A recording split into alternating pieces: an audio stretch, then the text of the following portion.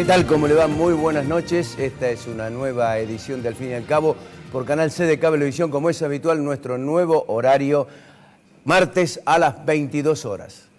3 temas para hoy, como es habitual también en el programa. Vamos con el análisis económico de Alfredo Blanco.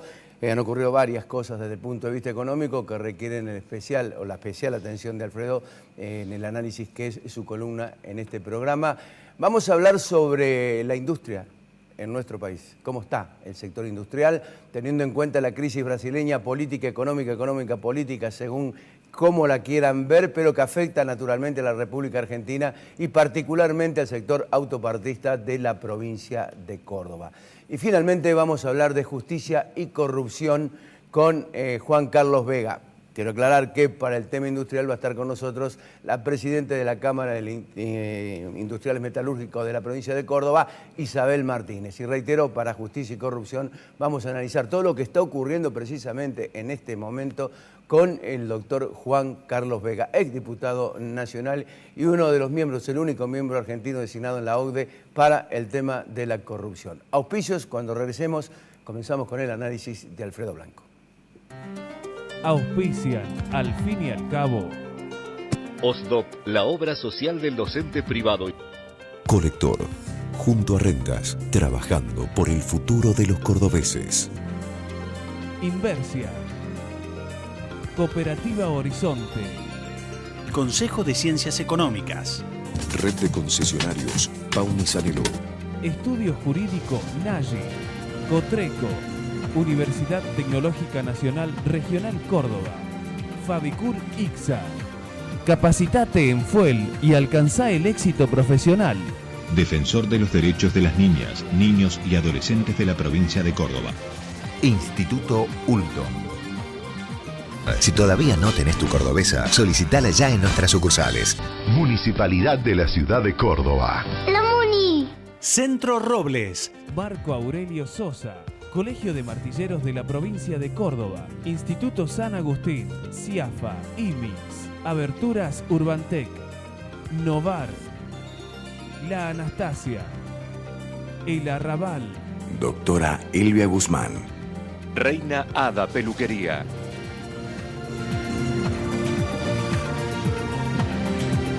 Estas empresas presentan el análisis de Alfredo Blanco.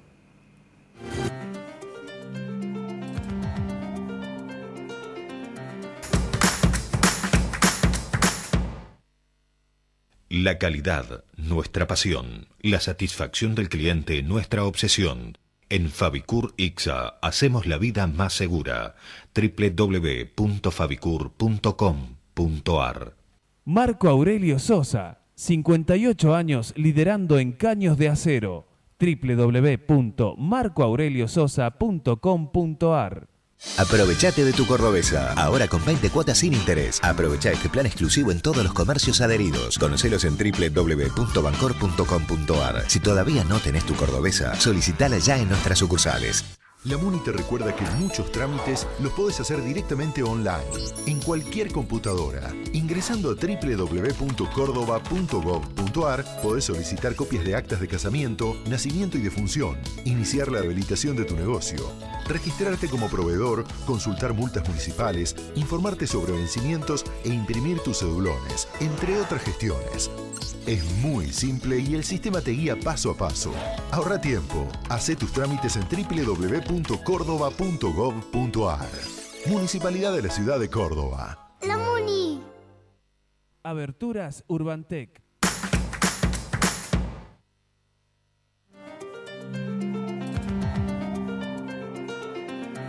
Bien, como decíamos al comienzo del programa, análisis económico de Alfredo Blanco. ¿Cómo te va, Alfredo? ¿Qué tal? ¿Cómo estás, Ricardo? Bien. Permitime que haga un pequeño agradecimiento antes de comenzar con el comentario a un periodista conocido, Gustavo Tobi, que tiene un programa en esta casa que se llama Córdoba al Mundo. Y sí, señor. Quiero agradecerle, me invitó ayer a conversar sobre la situación económica. Tuvimos una charla, una larga nota. Yo le decía en broma que le decía, me va a retar Fonseca porque hemos hecho tan largo la nota. Es un decano. Es un amigo. Es un decano del periodismo cordobés. No, quería realmente agradecerle. Vamos a mirar los periodos siempre tienen una dosis de arbitrariedad, ¿no? Y con los nuevos gobiernos hay como un cierto consenso de decir, bueno, a ver, ¿qué pasó en los primeros 100 días? Entonces vamos a hablar algo de eso, siguiendo un razonamiento que en realidad, o siguiendo los puntos, que en realidad siguió el ministro de Economía hace algunas semanas nada más, en una reunión de la Cámara norteamericana, donde hizo una presentación que es interesante, fue una presentación hecha además a pocos días de la visita del presidente Obama. Incluso vamos a ver unas imágenes que son las que el director tiene la gentileza de poner ahora, que fue, Prat Gai tuvo que inaugurar esa reunión. Yo diría que viene bien seguir los puntos que él planteó allí, obviamente desde nuestra perspectiva, seguramente con menos información que la del ministro, pero también seguramente con menos optimismo del que siempre tiene que presentar un ministro. Y yo diría, él planteó que hay tres cuestiones de las cuales quería hablar. Una cuestión era la situación de las cuentas públicas, cómo evolucionaron en estos 100 días. La segunda cuestión es qué pasa con el comercio exterior.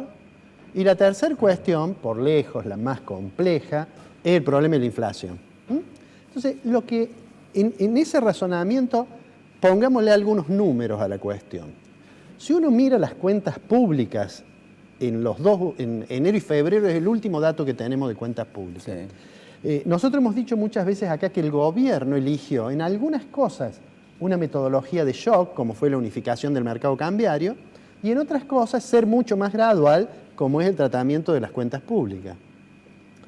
Entonces, en materia de cuentas públicas, el déficit que heredó el gobierno, que era muy alto, que era casi 7 puntos del producto, según lo mencionó en su momento cuando asumió la gente de Economía, ¿qué es lo que pasó? En enero y febrero, si uno mira el déficit del sector público en relación, estoy hablando del déficit primario, es decir, del déficit antes de atender los intereses de la deuda, ese déficit, si uno mira enero-febrero y lo compara con enero-febrero del año pasado, efectivamente tuvo una reducción de aproximadamente el 16%.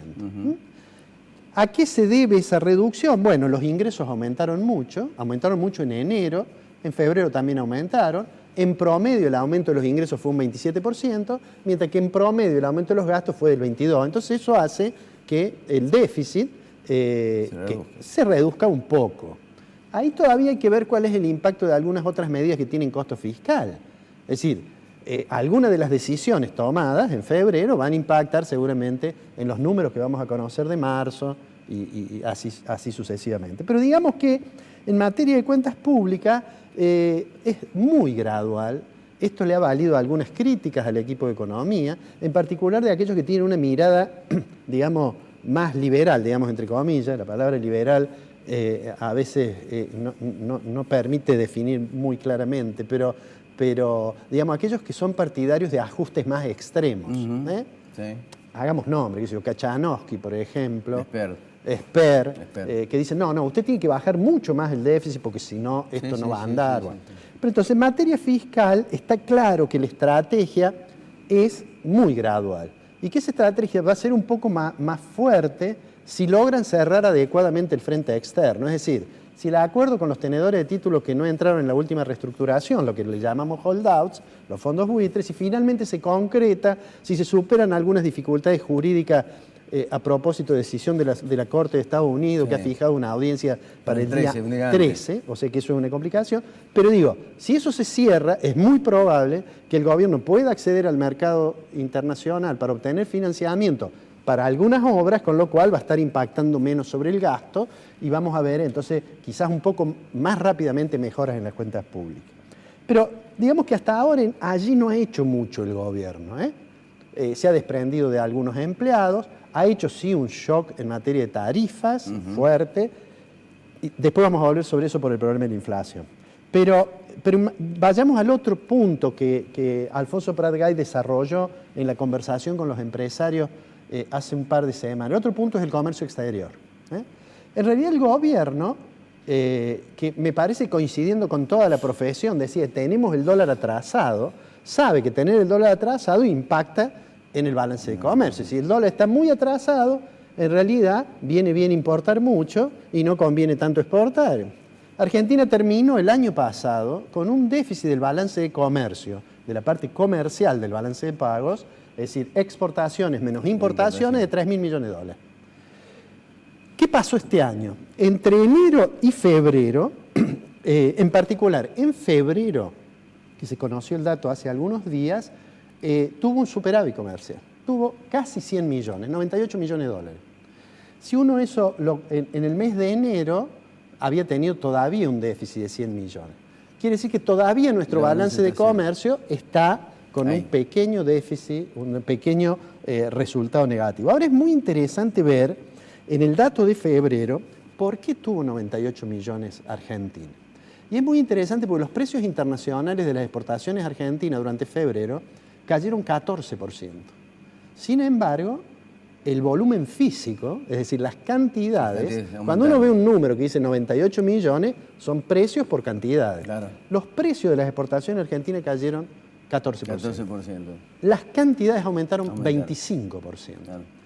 Entonces eso le permite al ministro decir, bueno, estos son los primeros síntomas de que, digamos, terminar, si es que ha terminado, con el atraso cambiario, permite que haya más incentivos para las exportaciones, nos permite, vamos camino a tener superávit de balance de comercio y eso nos va a permitir ir resolviendo todavía más acabadamente el problema de que Argentina es un país que no tenía dólares, claro, ¿no? Bueno, claro, entre cerrar el frente externo, acceder al mercado internacional, con los cuidados que tiene que tener eso, porque lo hemos dicho acá, si vamos a acceder al mercado internacional para financiar gastos corrientes, déficit, eso no funciona, eso ya lo experimentó Menem. Por más que durante la década de los 90 se hablaba de la importancia de reducir el Estado y se privatizó, etcétera, etcétera, se gastaron la plata de las privatizaciones y se endeudaron y entregaron el gobierno con un déficit gigantesco. Bueno, entonces, teniendo el cuidado de que eso no ocurra, hacia allí parece ir encaminada la estrategia del Ministerio de Economía. ¿Dónde aparecen las luces amarillas? Digamos? Inflación. En la inflación.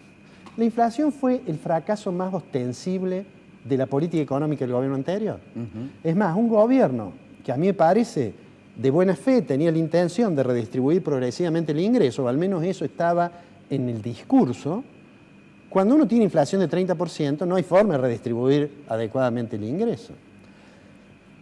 La inflación significó para el gobierno anterior probablemente un costo político muy alto, porque los ciudadanos percibieron de que ese fracaso de la política económica le pegaba directamente en sus condiciones materiales de vida.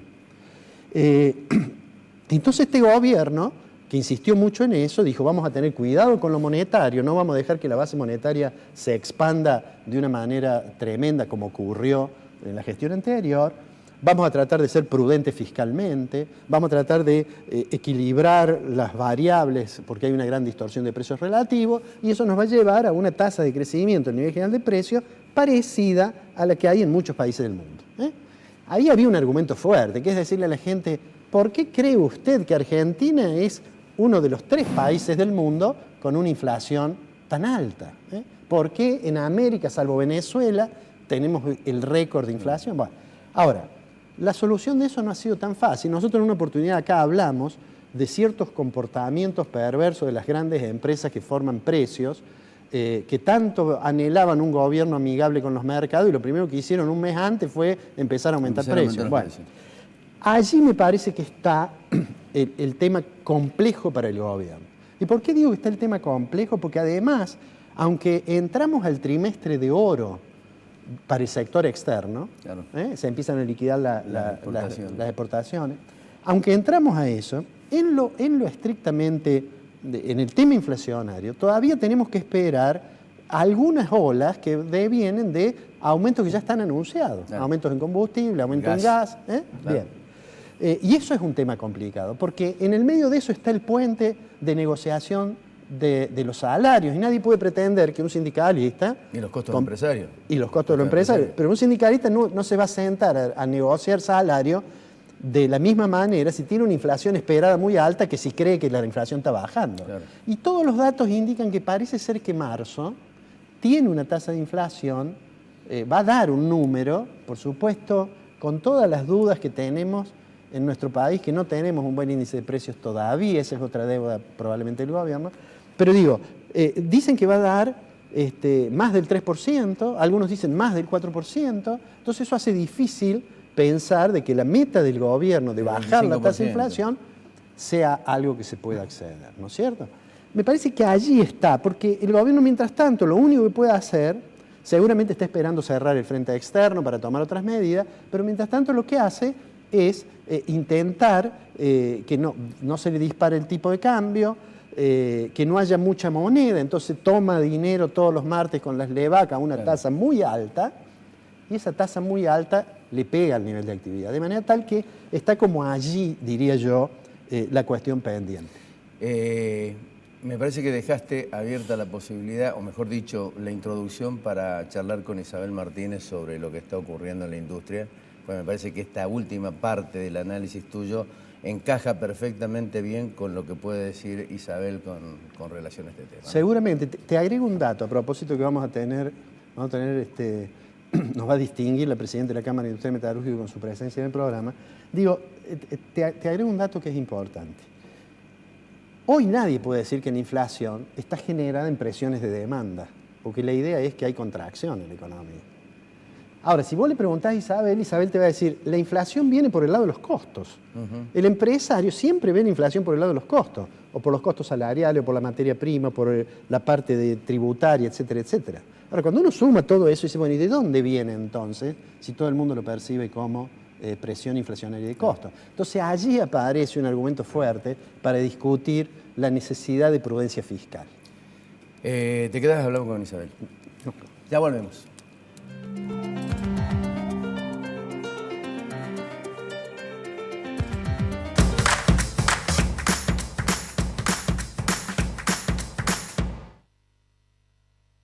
OSDOP, la obra social del docente privado y su familia, informa a sus afiliados que las 24 horas del día, los 365 días del año, tienen a su disposición el servicio telefónico 0810-122 OSDOP para solicitar información, realizar sugerencias, efectuar consultas y presentar reclamos. Aprovechate de tu cordobesa, ahora con 20 cuotas sin interés. Aprovecha este plan exclusivo en todos los comercios adheridos. Conocelos en www.bancor.com.ar. Si todavía no tenés tu cordobesa, solicitala ya en nuestras sucursales. Pauni. Si usted es un profesional en ciencias económicas, aunque trabaje en relación de dependencia, debe matricularse en el Consejo de Ciencias Económicas. Universidad Tecnológica Nacional, Facultad Regional Córdoba. Más de 60 años comprometidos con la ingeniería. Estudio Jurídico Nagy. Contactos al teléfono 428-3480. Contrate con martilleros y corredores públicos matriculados. Caseros 850, teléfono 425-0638. Defensor de los derechos de las niñas, niños y adolescentes de la provincia de Córdoba. República de Chile sin número, Parque Sarmiento, Córdoba. Teléfono 0351-598-7620 al 25. Capacitate en FUEL y alcanzá el éxito profesional.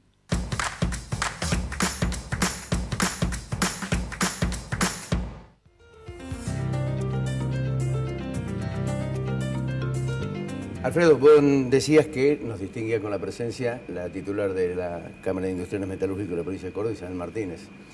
Y nosotros decíamos en el comienzo del programa que la industria está frente a una serie de dificultades severas, no solamente desde el punto de vista inflacionario, competitividad, sino el tema de Brasil, que también evidentemente marca de alguna manera las dificultades o los temores del sector industrial, particularmente el autopartista de la provincia de Córdoba. Isabel, gracias por venir.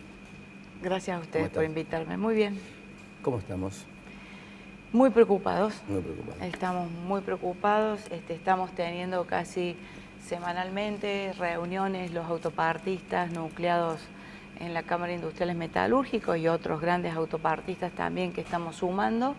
A su vez, también a nivel nacional nos estamos reuniendo por esta coyuntura, que es lo que más nos preocupa actualmente, y, por supuesto, el futuro también con los nuevos proyectos.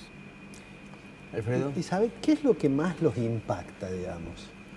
La situación de estancamiento de la economía argentina, que, bueno, no es de ahora, pero que ahora tenemos una situación en el que la economía parece que no crece, o los impacta más en el sector la situación de nuestros socios brasileños? Y las dos cosas. Las dos cosas. La parte de Brasil nos preocupa muchísimo. Venimos de un año 2013 donde se fabricaron 800.000 autos, se vendieron 900 y pico de mil, y este año a lo mejor no sé si llegamos a 450.000, o sea que es una caída muy grande. Y Brasil, que no vemos su piso, digamos, está en un problema político fundamentalmente muy, muy importante, que bueno, mientras no solucione ese problema político, su economía va a seguir mal. Tiene una capacidad de producción de 4 millones, 5 millones de autos, y este año se habla que va a fabricar 1.800.000. Agravado eso, la diferencia, el tipo de cambio que tenemos con Brasil, hoy estamos muy atrasados, y su capacidad ociosa hace que ellos, además de ser más competitivos, están en una avidez de conseguir más trabajo que nos pone en una gran desventaja con ellos. Y estamos en un momento de pelear muchos proyectos que el gran temor, y en algunos casos se ve, que se están decidiendo ir hacia Brasil e instalarse y no quedarse en Argentina. De todos modos, ha habido algunos anuncios de industria automotriz, de inversiones, que no sé si finalmente eso se concreta y llega hasta los metalúrgicos autopartistas, porque ha habido anuncios de la Fiat, creo. Sí, el anuncio de Fiat va a ser ahora la semana que viene. Bueno, sí. Es un modelo que va a venir a ser monolocado, quiere decir que se va a fabricar solamente en Argentina para toda la región. Hablan de muchos volúmenes y según lo que dice Fiat no va a ser solo para el Mercosur, sino también para otros países de América, lo que le va a dar un alto volumen. Pero ahí tenemos un problema, que hay uno de los modelos que ha ido a Brasil, el que queda, casi que que viene un poco a reemplazar lo que se va, a menos que se cumpla el alto volumen que ellos prometen que va a ser.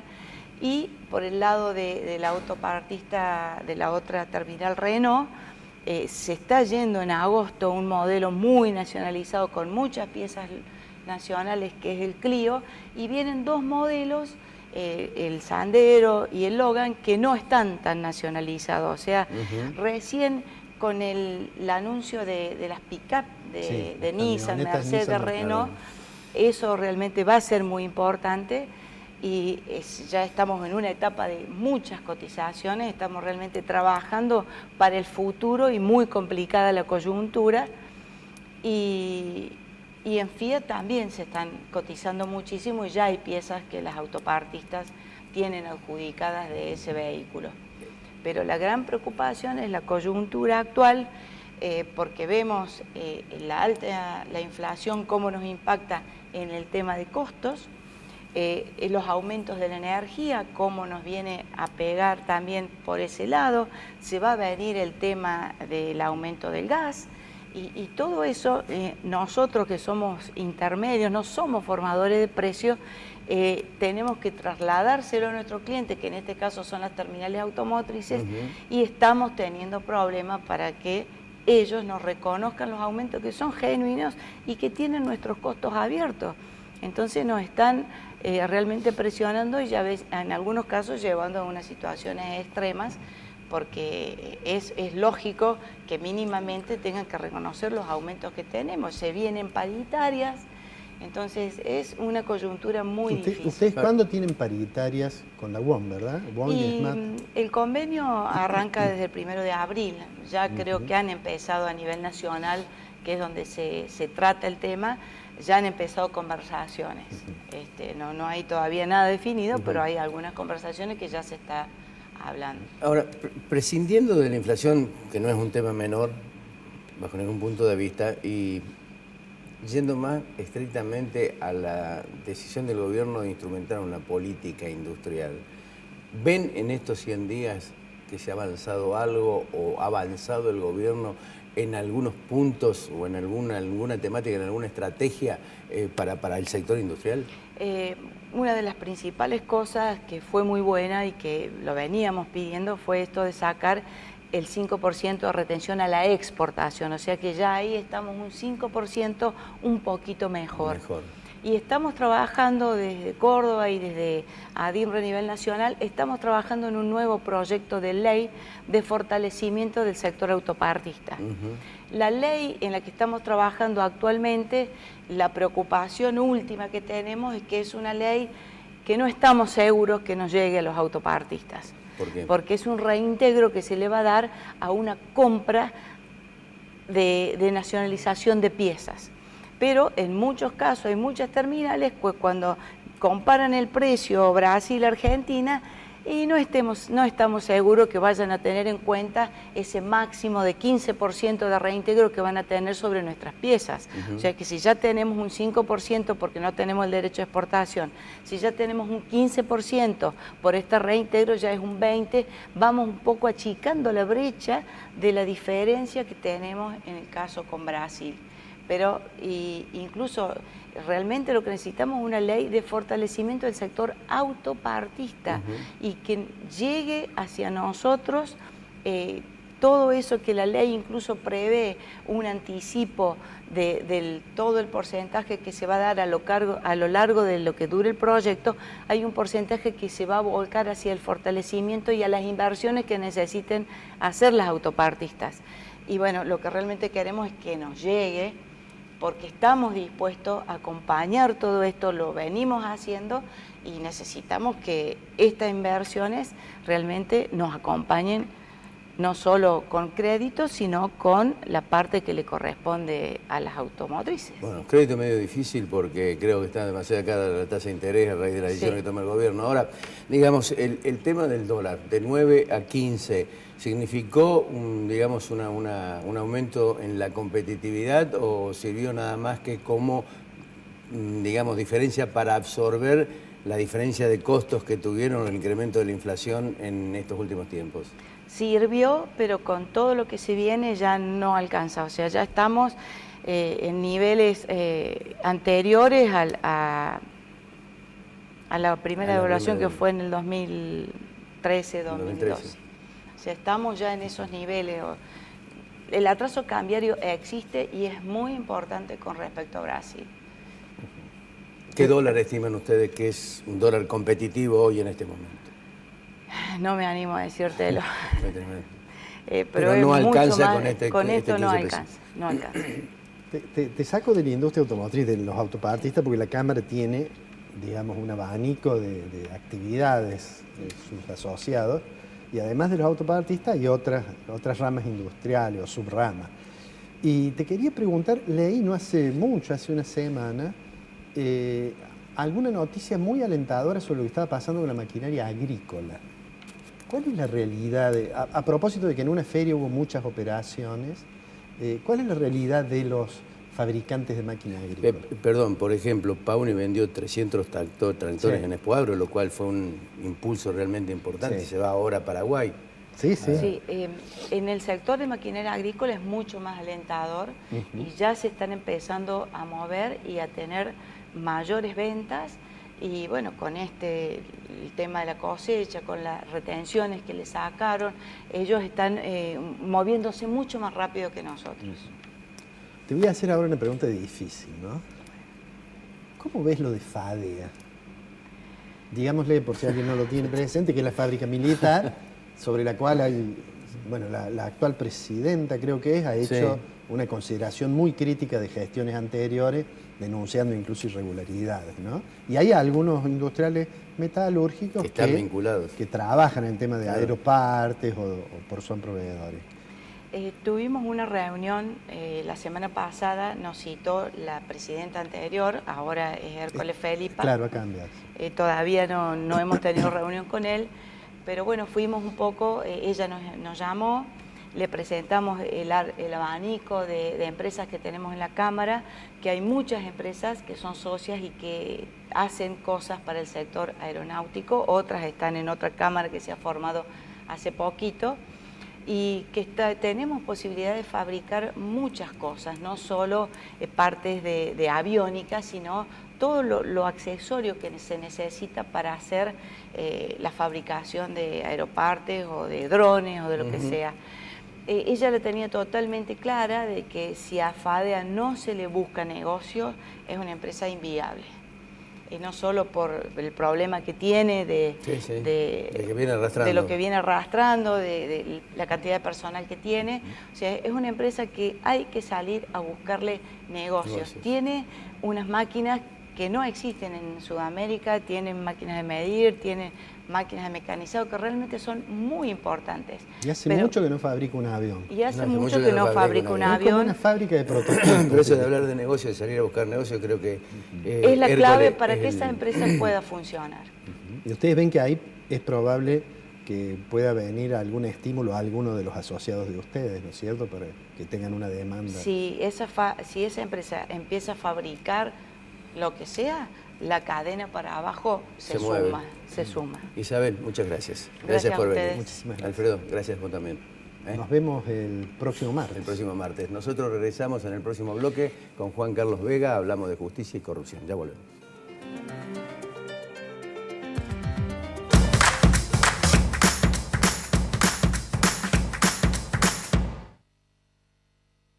La calidad, nuestra pasión. La satisfacción del cliente, nuestra obsesión. En Fabicur Ixa hacemos la vida más segura. www.fabicur.com.ar. Marco Aurelio Sosa, 58 años liderando en caños de acero. www.marcoaureliososa.com.ar. Horizonte informa. Hoy, Cooperativa Horizonte adjudica la vivienda social número 10.000 sin depender de créditos ni subsidios. Horizonte, los pies sobre la tierra. Inversia Mediterránea de Inversiones, SRL. Instituto San Agustín, IMIX, CIAFA, Sistema de Autorización y Provisión de Medicamentos Oncológicos, certificación normas ISO 9001. Seguimos trabajando por la ciudad que queremos. Municipalidad de la Ciudad de Córdoba. ¡La Muni! Colector, junto a Rengas, trabajando por el futuro de los cordobeses. Hola, soy Cotrequito. Quiero darte unos consejos. No arrojes residuos en la calle. Usa los cestos papeleros. No tires residuos en terrenos baldíos. Y los días feriados no saques la basura. Recordá que mantener esta ciudad limpia depende de todos. Ciudad limpia, ciudad mejor. Cotreco, higiene urbana. www.cotreco.com. Aberturas Urbantec, tecnología alemana, producción argentina. www.urbantec.com.ar.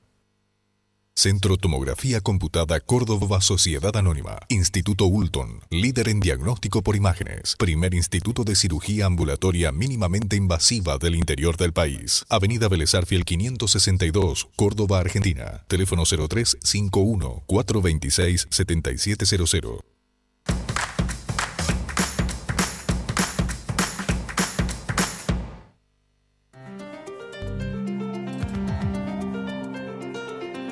Para hablar de justicia y corrupción, de lo que está ocurriendo precisamente en este momento, no vamos a descubrir absolutamente nada nuevo, pero sí creemos que la importancia que tiene la presencia de Juan Carlos Vega, que ha sido exdiputado nacional y uno de los inspiradores de la reforma del Código Penal precisamente sobre el tema de la corrupción, designado como miembro de la OCDE, miembro argentino en la OCDE precisamente sobre temas de corrupción, creo que de alguna manera nos va... no sé si interiorizar mucho más del tema, pero sí nos va a dar explicaciones concretas sobre lo que está ocurriendo. Juan Carlos, gracias por venir. Gracias a vos. Te invito a que veamos un segundo de algo que es absolutamente remanente y repetido, pero que nos sirve como introducción. Señor director. Estas imágenes son de fines de 2012.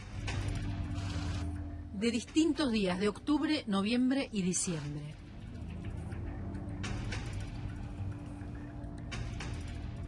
Lo que usted está viendo es absolutamente reiterado, lo ha visto infinidades de veces, pero sirve de alguna manera para poder expresar lo que se ve a través de las imágenes. Es decir, importantes figuras que tienen mucho que ver con el ex gobierno nacional y fundamentalmente con hombres vinculados a ese gobierno nacional y que ponen en evidencia realmente algo que, si bien se sospechaba, nunca se había visto, por lo menos nadie lo había visto. Juan Carlos, ¿qué te dice esto? Más allá del asco que me genera, como que creo que le genera a todos los argentinos, me parece que lo que más me preocupa es lo que falta en estos videos, lo que no aparece. ¿Qué es lo que no aparece? Los verdaderos responsables. ¿Y quiénes son los verdaderos responsables para que haya una obscena exhibición de actos de corrupción desde el poder económico o desde el poder político? La justicia. Yo le estoy muy agradecido al periodista Lanata por haber ayudado a transparentar estos actos de corrupción en mi país, pero me resulta difícil y no me gusta mucho creer de que Lanata sea el fiscal general de la República.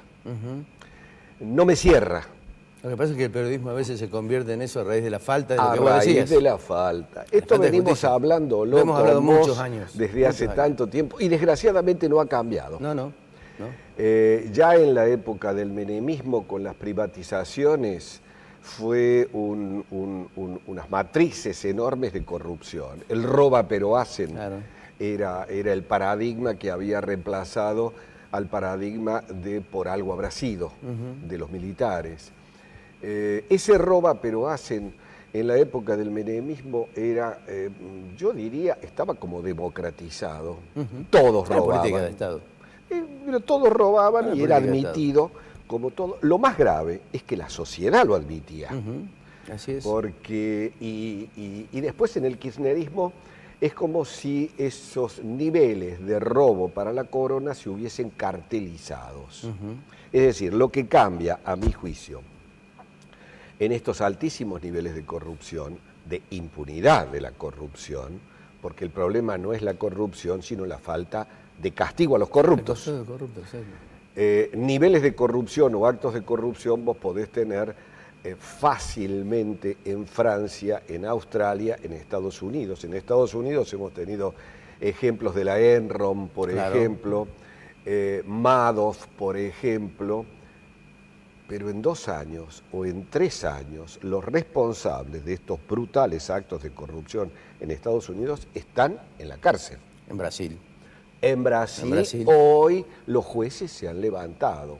No hablo del Mano Puliti en Italia. Italia era el núcleo central de la corrupción europea. Pero en Argentina, ¿qué actor político o económico en los 30 años de democracia que tenemos ha recibido un castigo legal? María Julia. La única. No hay más. Michetti, que está en su casa además. Está en su casa. Es decir... Ricardo Jaime, que está en libertad. Es decir, en Argentina existe lo que se llama impunidad de la corrupción. Pero más allá de la percepción mía, que pueda ser discutida, están los índices llamados los IPC, que son los índices de percepción de corrupción, con los que trabaja anualmente Transparencia Internacional, que nos coloca a los argentinos, yo diría, en el cuadro de honor de la corrupción en el mundo. Estos son índices bastante rigurosos porque se trabaja no solo con operadores económicos internacionales, el Banco de Tokio, por ejemplo, Pricewaterhouse, por ejemplo, sino también con la percepción que tienen los mismos operadores económicos argentinos. Es decir, tenemos entonces el IPC. Sobre 150 países medidos, Argentina figura en el número 108. Pero ¿qué es lo grave? Eso es ausencia de justicia. Sí, pero hay un dato significativo también, más allá de la ausencia de justicia, ausencia de penalización. Y vos sos autor de una ley donde se incluyen muchas de las cosas que se están reclamando ahora, el arrepentido, la figura de, digamos, de la aplicación del delito de corrupción con las penas correspondientes, que nunca se trató, es decir, tampoco hay mucho interés legislativo a la hora de tener que sancionar o imponer leyes para sancionar a los corruptos, porque obviamente esa ley después se les vuelve en contra. Este proyecto de ley, que efectivamente fue autoría mía, en el año 2011 logró el despacho favorable de las dos comisiones. Vos que has sido diputado sabés de que el proceso parlamentario exige la participación previa de comisiones. Pasó la aprobación de la Comisión de Legislación Penal, de la Comisión de Justicia, que eran las dos que tenían competencia en la modificación del Código Penal en relación a los delitos contra la administración pública, que son los delitos del poder. Se logró despacho unánime. Hoy estaba viéndolo con la firma de Diana Conti, de Kunkel, de Patricia Bullrich, de Prat-Gay, de todos, digamos. 26 firmas. De Alejandro Rossi. O sea, todos los que integraban esas comisiones firmaron y apoyaron. Hasta que iba a ser tratado en el recinto. Esta es la secuencia que vos la conocés bien. Ahí recibo un llamado de Rossi, me acuerdo que me dice, no se trata el proyecto. ¿Por qué? Porque Zanini manda a decir que no es prioritario para el gobierno. La corrupción. Obvio. En ese proyecto, ¿por qué razón? ¿Cuáles eran las particularidades? Bueno, responsabilidad penal de las personas jurídicas. Obvio. Empecemos por ahí. Claro. Decomiso anticipado de bienes habidos por la corrupción. Porque la gente dice, bueno, no irán a la cárcel, pero que devuelvan la guita. Es lo que reclama todo el mundo. ¿Dónde está la plata? ¿Por qué exhiben estos fajos? A ver, por ejemplo, Macri en la apertura de la Asamblea Legislativa dice que ingresaron 600.000 millones de dólares a la República Argentina y no se sabe dónde está la plata. Bueno. No creo que se hayan robado 600.000 millones de dólares, pero digamos, es que la corrupción, tiene algún tipo de... Por supuesto, pero la corrupción nos ata a delitos más graves, que es el lavado. El lavado de dinero, claro. El lavado hoy está, Argentina, que tiene una facilidad enorme de firma, porque Argentina firma cualquier cosa. Ha firmado ya hace 10 años o 12 años la Convención de Palermo sobre el crimen transnacional organizado. Este hoy es el punto central con el que se maneja la OCDE. Porque... ¿Vos sos miembro? No soy miembro, he sido nominado para presidir el grupo de trabajo de lucha contra la corrupción. Hasta los países ricos se han dado del agujero que a sus economías les hace la corrupción. Gerard Depardieu, por ejemplo, se va a la zona fronteriza de Francia con Bélgica y ahí se coloca. ¿Por qué? Porque de ese modo tiene una facilidad para evadir los impuestos de los franceses, que son altísimos. Claro. Bueno, por muchas razones, los países ricos decidieron, estamos hablando de la OCDE, que es el club de los países ricos, crear una comisión de lucha contra la corrupción. O sea, descubrieron los países ricos que la corrupción también los molestaba a ellos, porque hasta ese momento era propio de los países periféricos. Claro. ¿Y cómo la descubrieron? Por la corrupción. Claro. La Convención de Palermo, ¿qué dice?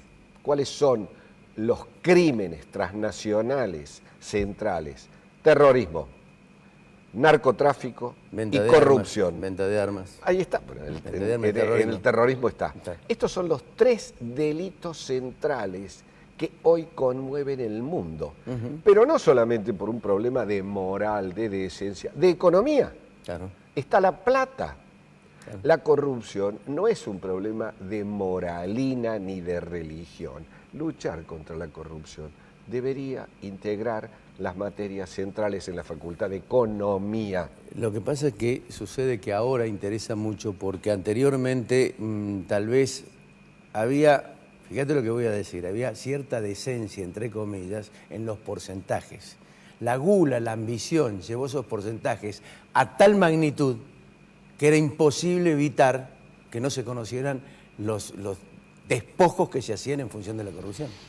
No, sin duda, sin duda. Pero Yo siempre insisto en esto. Este no es un problema de moralina ni de religión. Los que luchamos contra la corrupción no somos virtuosos. No, para nada. Sino que somos realistas. No hay economías sustentables con alta corrupción. Del mismo modo que no la hay con alta inflación. Son fenómenos paralelos. Hoy la corrupción, la alta corrupción, genera dos consecuencias. Alta tasa de criminalidad urbana. No hay países que tengan alta corrupción y que tengan baja tasa de criminalidad urbana. Y en segundo lugar, es imposible, esto lo digo para el gobierno anterior, es imposible técnicamente manejarse con alta corrupción y con buena distribución del ingreso.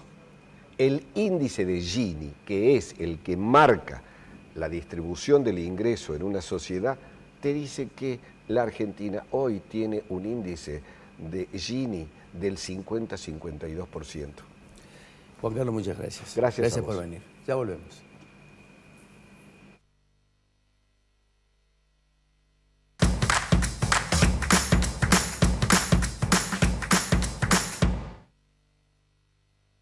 La Anastasia, buena comida, 24 de septiembre 1035, Barrio General Paz.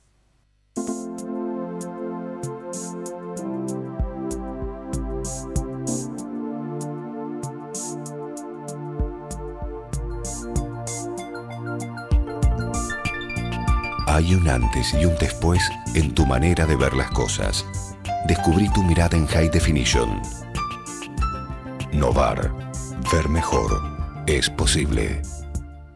Restaurant Concert El Arrabal, Belgrano 899. Arte, calidez, sabor y tango. Reina Hada Peluquería. Uriel Gacero, fisioterapeuta, kinesiólogo. Centro Robles, un centro integral de diagnóstico cardiológico no invasivo. La Rañaga 94, segundo piso, 0351 460-1400 o 460-1700. Taller Alam, chapa y pintura, automóviles nacionales e importados. Mariano Benítez, 1794, teléfono 474-1330. Doctora Elvia Guzmán, Derecho Previsional, teléfonos 153-1470-00.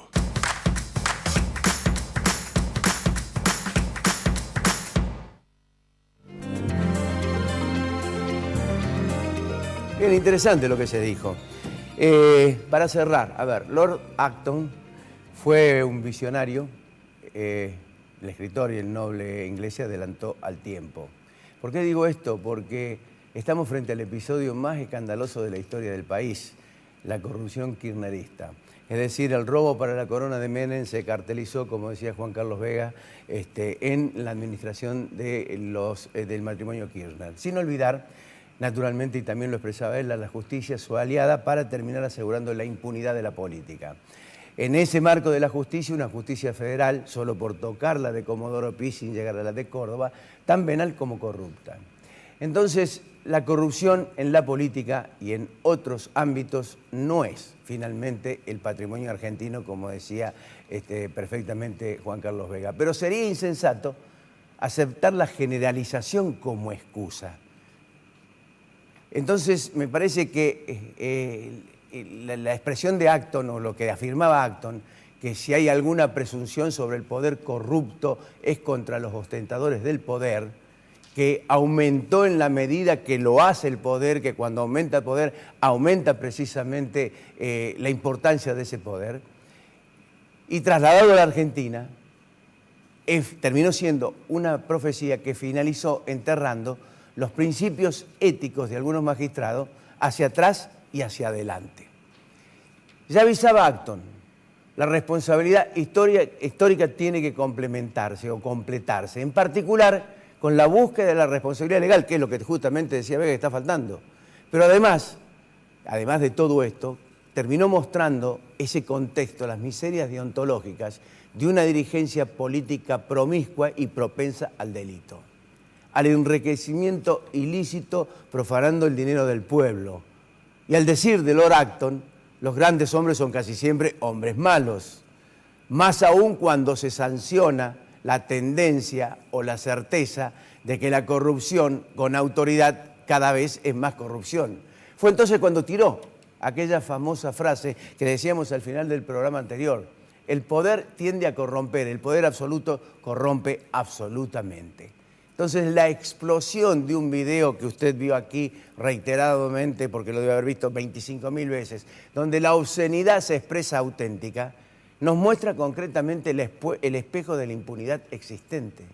No alcanza con argumentar sobre las cadenas de odio como expresa algún periodismo indecente a través de lo que se está expresando en ese video, que sirve para tapar la inflación, los problemas irresueltos de este gobierno.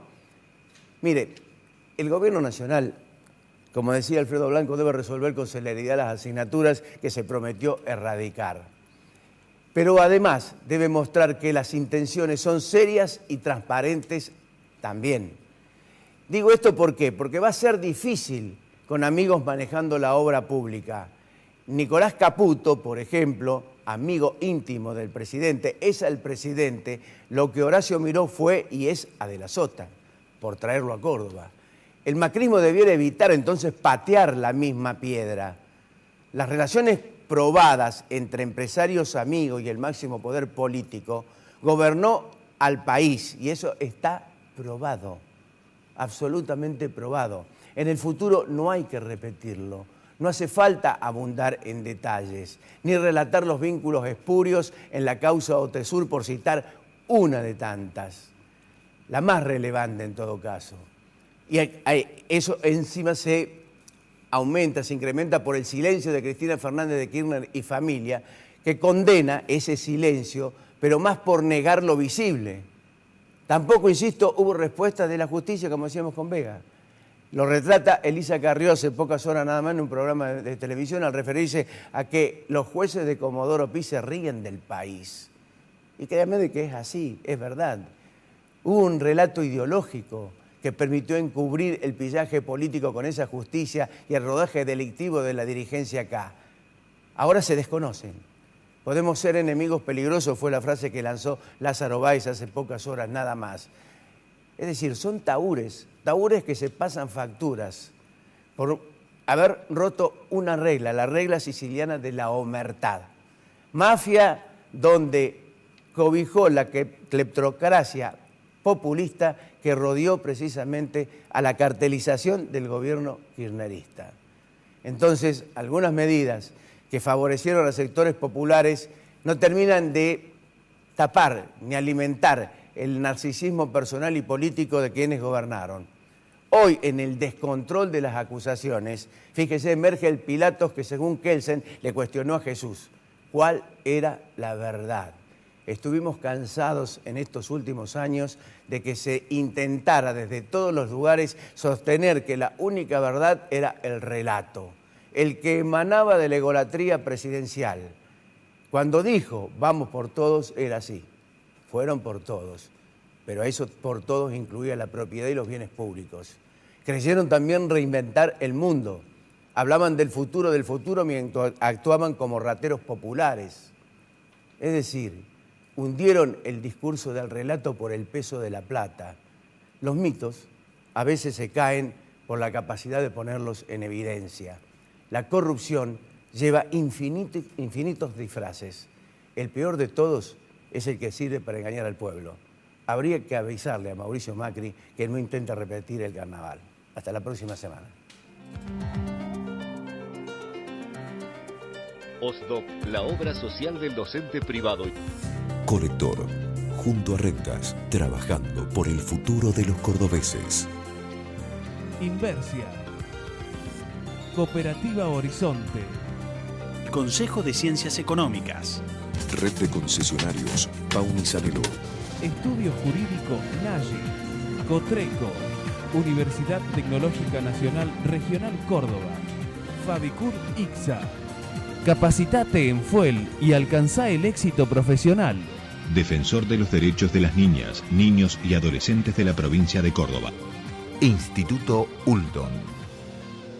Si todavía no tenés tu cordobesa, solicitala ya en nuestras sucursales. Municipalidad de la Ciudad de Córdoba. ¡La Muni! Centro Robles. Marco Aurelio Sosa, Colegio de Martilleros de la Provincia de Córdoba, Instituto San Agustín, CIAFA, IMIX, Aberturas Urbantec, Novar, La Anastasia, El Arrabal. Doctora Elvia Guzmán. Reina Ada Peluquería.